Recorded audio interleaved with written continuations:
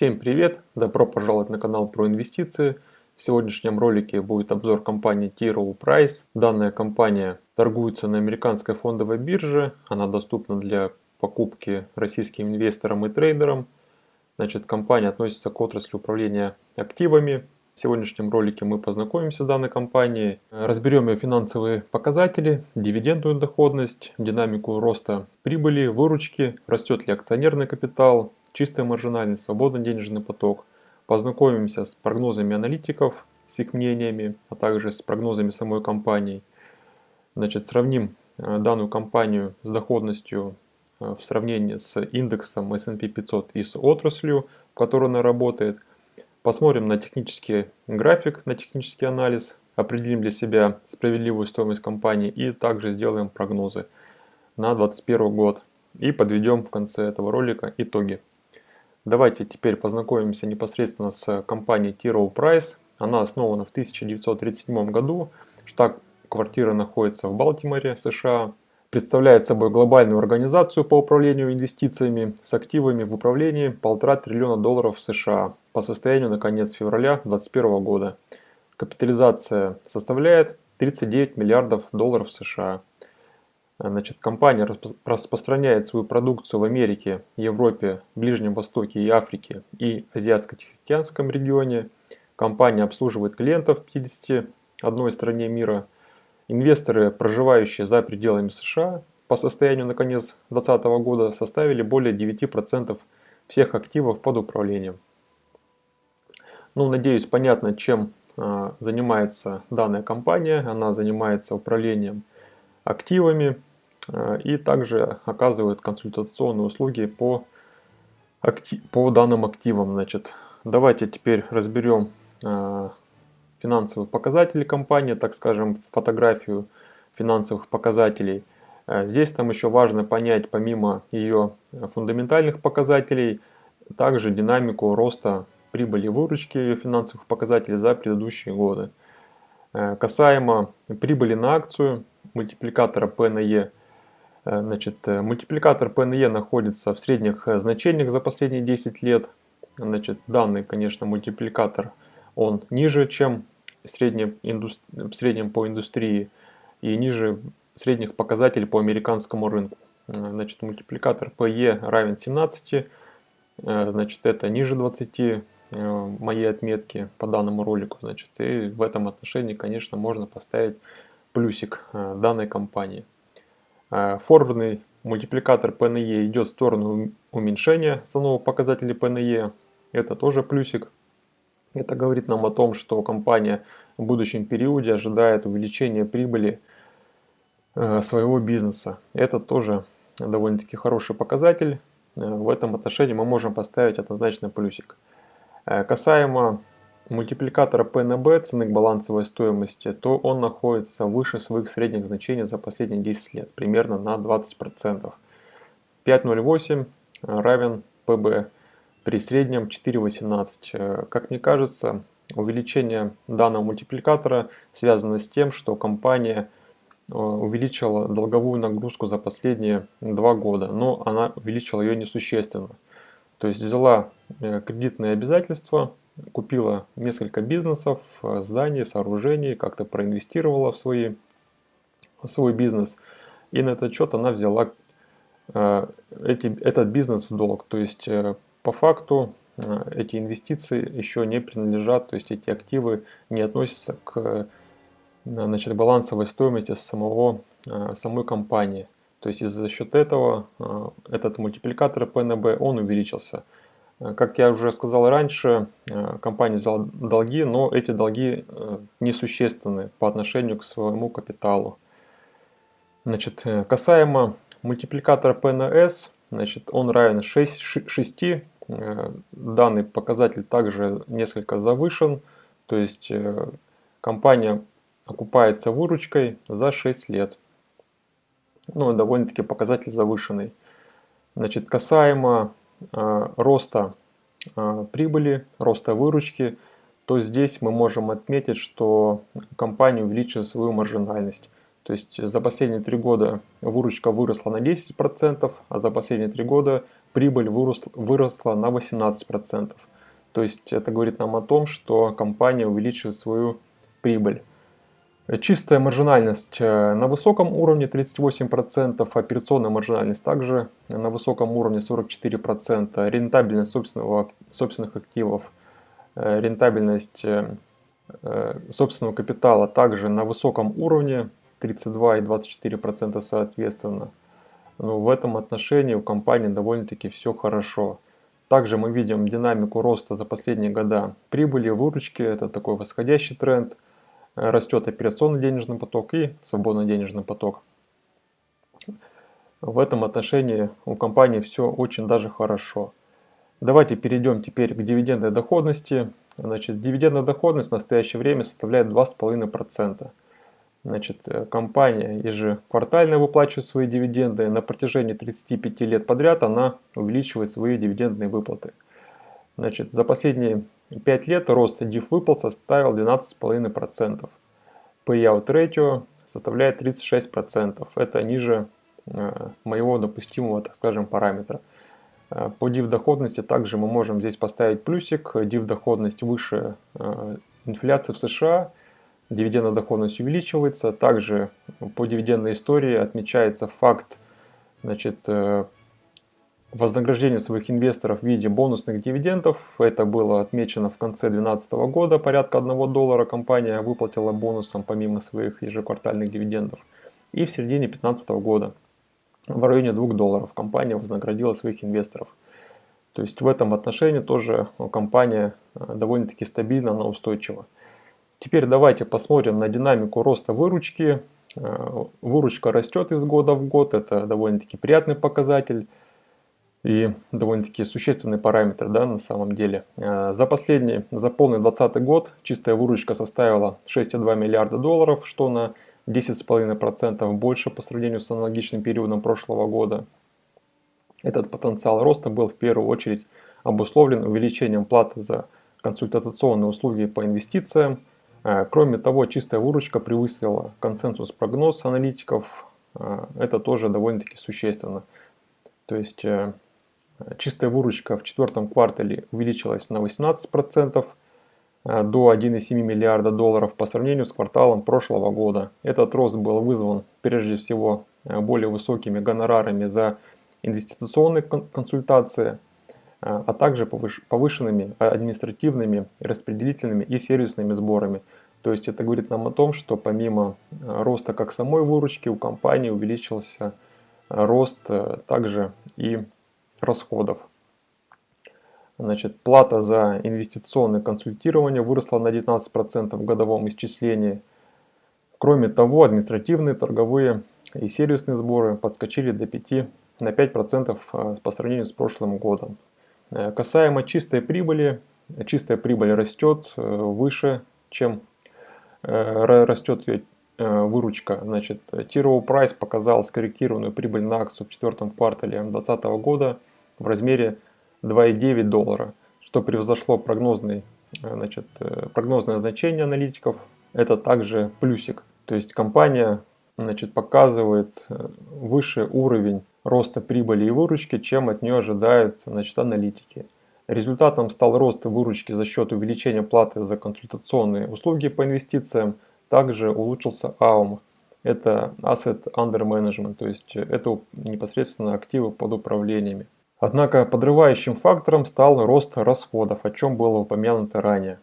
Далее, прибыль на акцию растет, как было упомянуто ранее, довольно-таки ежеквартально она показывает рост, но, конечно, тут и сказался март 2020 года, то есть по отношению к 2019 году, к декабрю, здесь прибыль на акцию несколько сократилась, но такую же динамику мы можем проследить и по другим компаниям в большинстве своих случаев. Касаемо выкупа акций байбек или же доп. Эмиссии, то по данному графику мы можем видеть, что компания производит обратный выкуп своих акций. Конечно, компания выступает покупателем в стакане, это подстегивает рост котировок. Значит, на 31 декабря 2020 года количество обыкновенных акций фирмы в обращении составили 228 миллионов по сравнению с 235 миллионами на конец 2019 года. То есть в 2020 году компания потратила $1,2 миллиарда на выкуп 11 почти миллионов своих акций.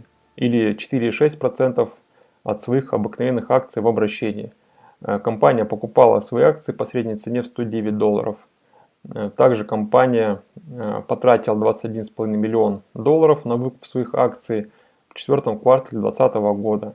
Также я хотел бы здесь отметить, что совет директоров одобрил, санкционировал выкуп своих акций в будущем на 21 миллион обыкновенных акций по состоянию на 31 декабря 2020 года. То есть она выкупила уже на 10 миллионов акций и еще планирует в ближайшем будущем выкупить 21 миллион своих акций. То есть это еще примерно на 10% своих акций из обращения. То есть она планирует приобрести. Касаемо активов. Активы по данному эмитенту растут довольно-таки существенно. 10,5 миллионов долларов. По обязательствам также обязательства растут, но по итогу активы больше, чем обязательства. Значит, это несомненно плюсик. По акционерному капиталу он растет довольно-таки существенно. Это тоже является хорошим довольно-таки показателем.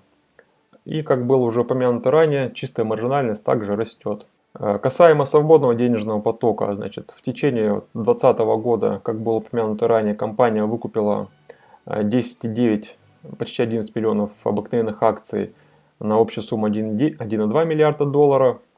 Значит, также она выкупала свои акции в четвертом квартале. Значит, то есть по данной таблице, значит, видно, что у компании растет свободный денежный поток по итогу. Операционный денежный поток также растет.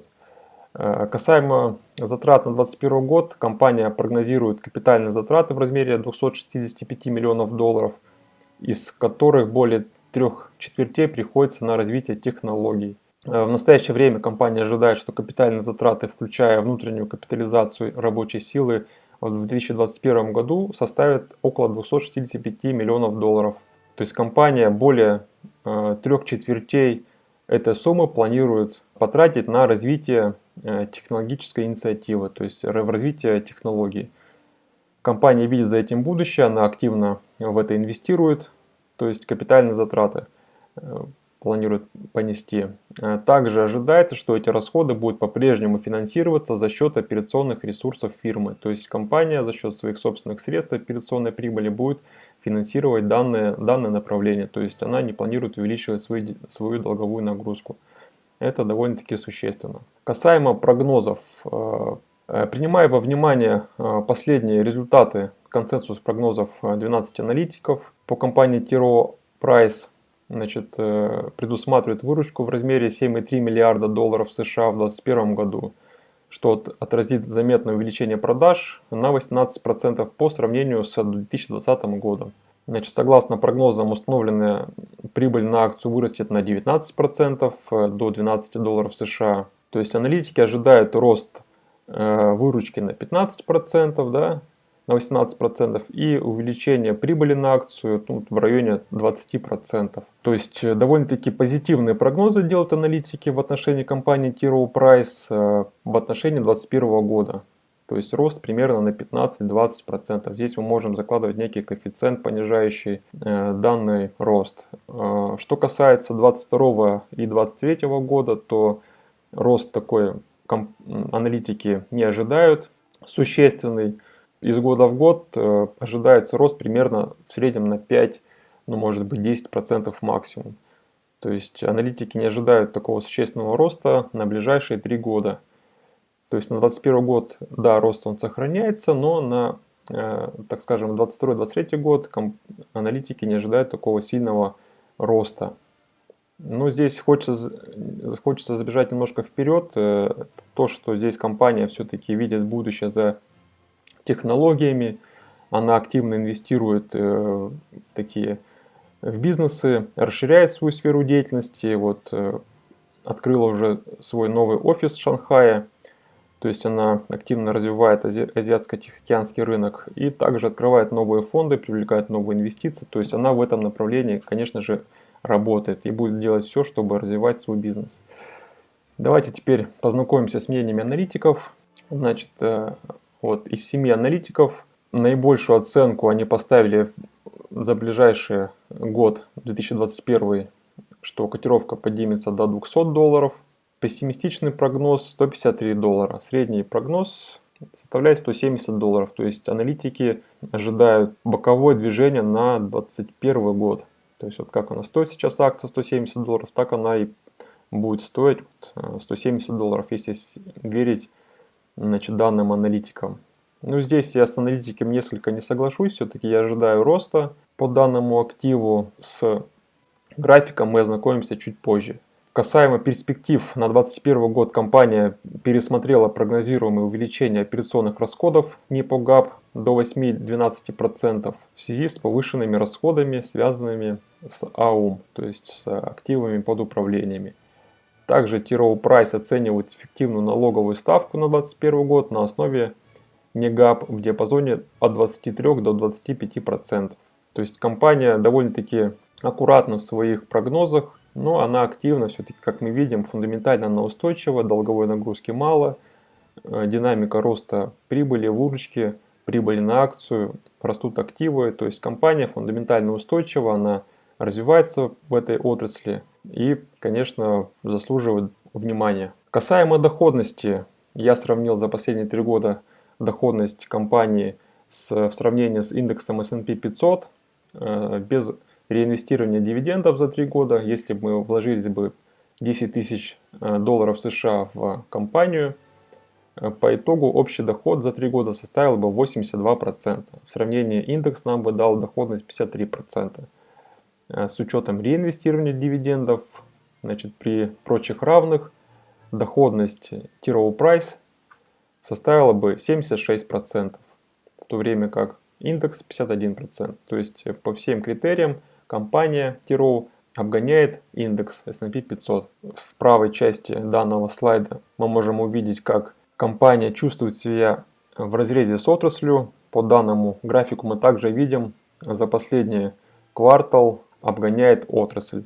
То есть выросла она на 37% за предыдущий, значит, год, в то время как отрасль на 33%. Значит, как мы можем здесь тоже ознакомиться, надежный баланс T. Rowe Price обеспечивает достаточную ликвидность, тем самым поддерживая развертывание новых фондов.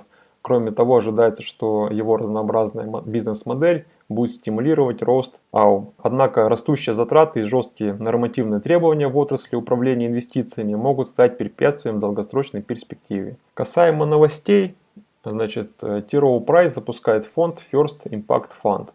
То есть это первая стратегия компании, позволяющая инвесторам добиваться как финансовой выгоды, так и целей экологической и социальной справедливости. Фонд, первоначально предположенный американским инвесторам, будет полагаться на платформу глубоких фундаментальных исследований T. Rowe, а также на его команду ответственного инвестирования, чтобы определить привлекательные инвестиционные возможности по всему миру. Значит, чем будет заниматься фонд? Он будет искать компании, которые потенциально могут обеспечить прибыль, превышающую его эталонный показатель. Он будет сосредоточен на 3 основных направлениях: воздействие на климат и ресурсы, социальную справедливость и качество жизни, а также устойчивые инновации и производительность.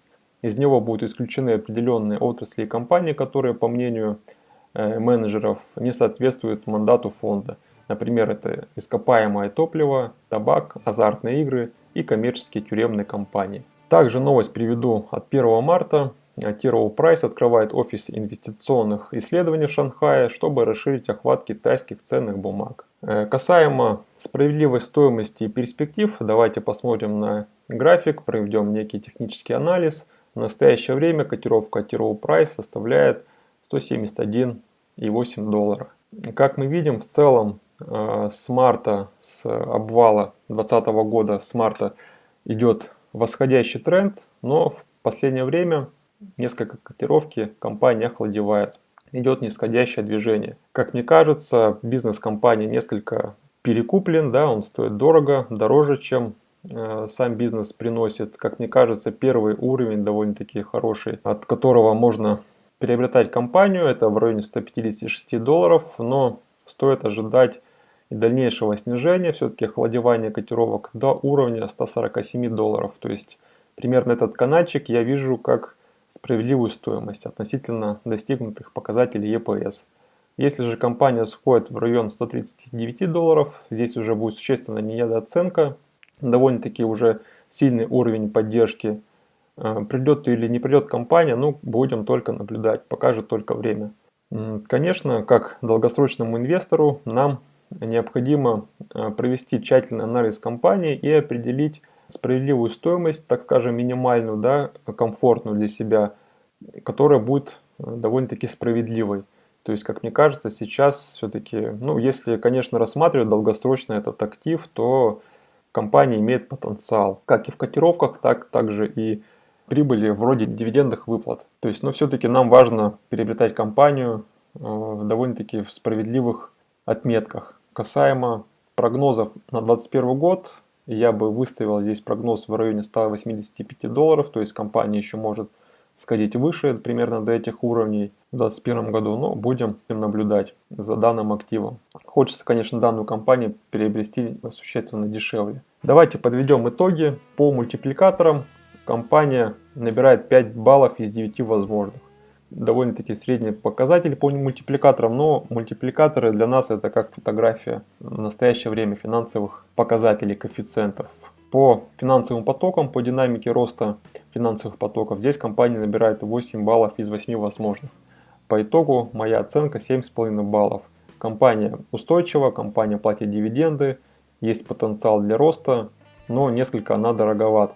Итак, друзья, на этом я данный ролик буду заканчивать. Он получился довольно-таки длинным. Если вам понравился данный ролик, поставьте лайки, напишите комментарии, подпишитесь на мой канал. Мне важна ваша поддержка. Всем удачи в инвестициях, друзья. До свидания.